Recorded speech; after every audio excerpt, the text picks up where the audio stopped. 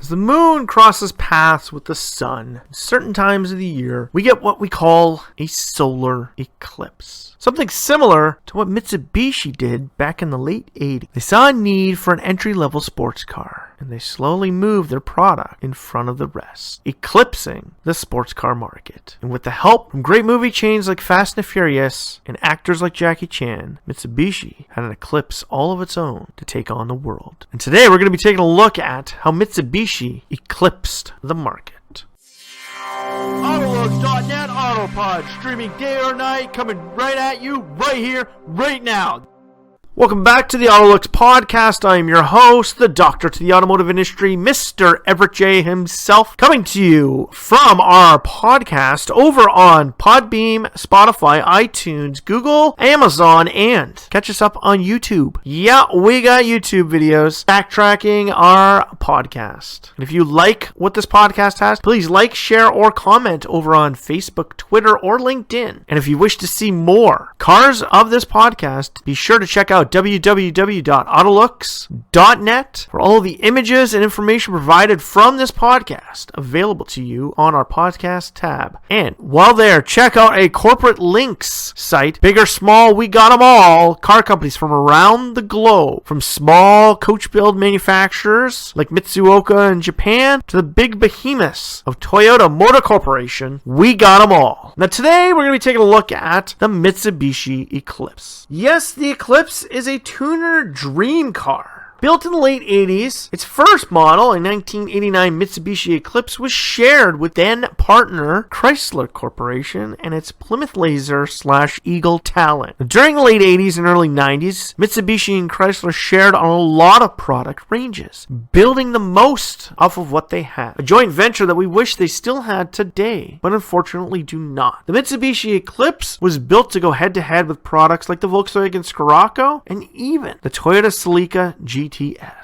Interesting little products. Now, this collaboration between Japanese and American counterparts is similar to that of what Mazda and Ford have done between the 626 and Ford Probe. But unfortunately, Mitsubishi lost out on this deal because the Eclipse was the exact same appeal as the original Plymouth Laser. They were Mitsubishis. Hell, even the first generation Eagle Talon was similar in design and appeal to the Eclipse. The Laser, though, had the exact same styling. But the greatest thing about it, even though it ran 4 generations, the Eclipse was a tunered dream car. Easy to tune and massive amounts of horsepower were so accessible within this little product range. The first 3 products were built off Chrysler platform. The 3rd generation was built off the PS platform from Mitsubishi. Now, the original Mitsubishi Eclipse, the 89 Eclipse, had flip-up lights. It was the only generation to ever include flip-up lights. As it slowly moved into the 1991 Mitsubishi Eclipse, those flip-up lights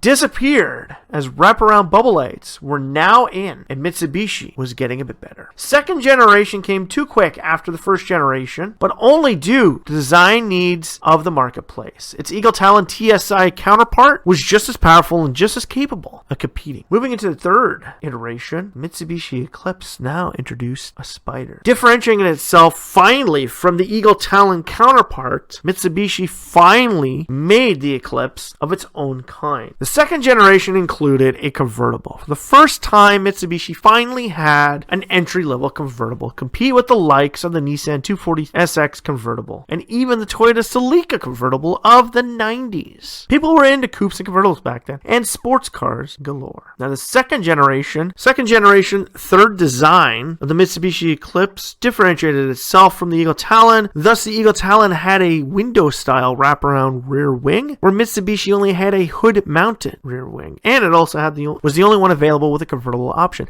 Now, 1996 Mitsubishi Eclipse Turbo became the car that would catapult this product range into the future. Why? Because that is when they jumped in to the Fast and the Furious ring. Yes, Fast and the Furious basically blew up the Mitsubishi Eclipse product range. The fluorescent green Mitsubishi Eclipse, driven in the first movie for a short amount of time before it was blown up, became synonymous synonymous with the movies. With only 3 main cars being that famous from the original Fast and Furious movie, that was one of them. 3 tuner cars, 1 muscle car. Everybody remembers the Charger. That was the big product everybody wanted to see drive. And the Supra was the star of Fast and Furious. But that bright green Mitsubishi Eclipse, that was it. That was the car. Mitsubishi capitalized on this for the second generation of the Fast and Furious movie franchise, with Too Fast, Too Furious, moving its third generation Mitsubishi Eclipse into the movie. Now, back in 1998, we saw the Mitsubishi SST concept car. It was a Targa Top Roadster. An amazing product. If you go to our site, AutoLooks.net, you'll see this product and what it had. This is the product that Mitsubishi needed to make. And in 2000, they followed it up with the Mitsubishi SST Spider concept, just before the release of the 2000 Mitsubishi Eclipse. Unfortunately, that fall, when we finally got to see the real version of the Mitsubishi Eclipse, we were a little upset to find out that the outline, the Targa top, and the elongated body from the SST concept car was not carried over. The triple dimple in the doors and its headlights and hood line followed into the third generation, fourth design of the Mitsubishi Eclipse. This design, unfortunately for the early 2000s, when the world aftermarket was exploding at its seams thanks to the Fast and Furious franchise, this Mitsubishi Eclipse was not the product they needed to catapult this product range into the future. And even with Too Fast, Too Furious convertible version of the Mitsubishi Eclipse, adorned in a custom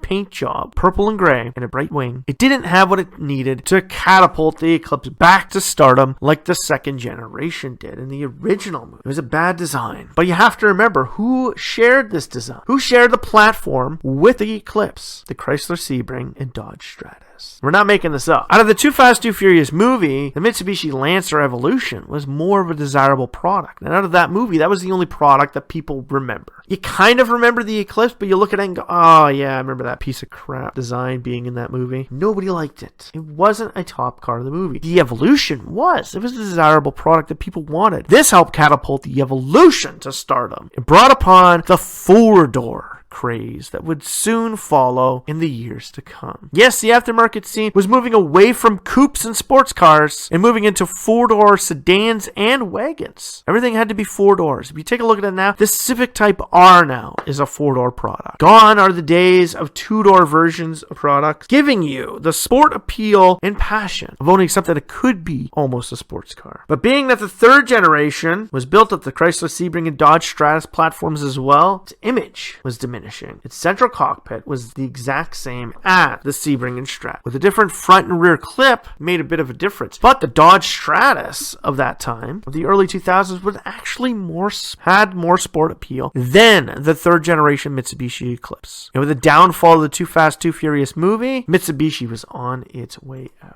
Looking to save themselves again, Mitsubishi slapped a Lancer Evolution into the next version of the Fast and Furious franchise, Tokyo Drift. And yet again, that car didn't catapult Mitsubishi into stardom like they thought it would. With a few design changes for 2004, the Eclipse wasn't moving any further ahead. But again, in 2004, the Eclipse concept car came out with side lifting tailgate and hood. This Eclipse sports car was starting to look a little more like the future. But knowing that the previous generation Mitsubishi Eclipse, the SST concept car, was an amazing concept car, we all knew that this Eclipse concept from 2004 would not look exactly like that. The attributes of the design were similar to what would soon follow on the 2006 Mitsubishi Eclipse G. Its gelatinous blob appeal was there. Essentially built off the third generation platform, this new Eclipse was nothing more than a rehash front to rear, with its centralized A, B, and C pillar being the same as the generation before it, only building upon part of the concept car. In keeping with the convertibles, the 2007 Mitsubishi Eclipse Spider stayed true. Unfortunately, Mitsubishi didn't have enough ground to stand on. The Eclipse was dying. It was moving back to its more rounded figure from the first generation and the third design and second generation. It was kind of giving that image of the second generation, the one from the Fast and Furious movie. But unfortunately, Unfortunately, it was too late, because as we all know, before the end of the 2000s, the sports car market was dying. The Supra was gone. The GTR was slowly coming back to life. The 350Z was still here, but the 240 brethren was gone. The Celica was gone. The MR2 was gone. Nearly every car company was divesting itself away from sports cars. And without help from Chrysler Corporation anymore on sports cars, Mitsubishi had to go it alone. And with a drop in sports car sales and limited product ranges out there, Mitsubishi soon decided to pull the plug, but not before one last design change back in 2012. That last design change was the one that could have saved it. If you look at the 2012 Mitsubishi Eclipse, that is the design that, had it have come out in 2006, would have catapulted this product back into stardom in the sports car world and maybe kept it alive a little bit longer. But with less and less people looking at buying sports cars and the aftermarket industry being shut down by police forces around the world, the Eclipse was just on life support. And even though the Eclipse Spiders looked as good as the standard sedan, sports cars were dying, and eventually the Eclipse would die. The name in itself wouldn't die out completely, as the Eclipse today has been attached to the Outlander franchise. Today we have the Eclipse Cross CUV. Not the Eclipse we remember from the Fast and Furious movies franchise, but something that today's culture is looking for. An all-terrain, an off-road vehicle for soft terrain. Coupe-like appearance, but sport appeal. It's got hard lines and visual characteristics that in some cases only a mother could love. Yes, today the Eclipse name is adorned on a crossover utility vehicle, whereas Mitsubishi has stated they are never going back to the sedan marketplace again. And now, with them moving into the future of hybrid and electric powertrains, the future of the Eclipse may never return. The Eclipse came and went during a phase of aftermarket in sports cars. People love sports cars and coupes from the late 80s all the way up to the early 2000s. And the aftermarket import scene that started out in the mid 90s and blew up in the early 2000s only to die out by 2012, the Eclipse was there through it all. It's a car that held on to the bitter end. Came in at the late 80s, at the very beginning of the sports car industry, and died out right at the end. Unfortunately for us, we never got to see anything past the second generation Eagle Talon, and Plymouth Laser had gone away. Whereas Chrysler had never utilized the Eclipse product to create the Chrysler Laser as they had before the Plymouth Laser, which may have helped the Eclipse live on a bit more. But with zero help from Chrysler Corporation and even Hyundai, a partner, it was just destined to fail. In today's world, we have been Eclipse. Mitsubishi's Solar Eclipse has gone past, and the one that lives on is nowhere near as good as the original. So in the end, we would love to see a brand new Mitsubishi Eclipse sports car come back, but only when the sports car marketplace comes back in its proper context. So for today, we have been Eclipse, and we were glad it lasted as long as it did. So from all of us at AutoLooks, if you liked this podcast, please comment, share, or like us on Facebook, Twitter, or LinkedIn, and send the link over from our Podbeam, iTunes, Spotify, Google Play, Amazon, and even YouTube links.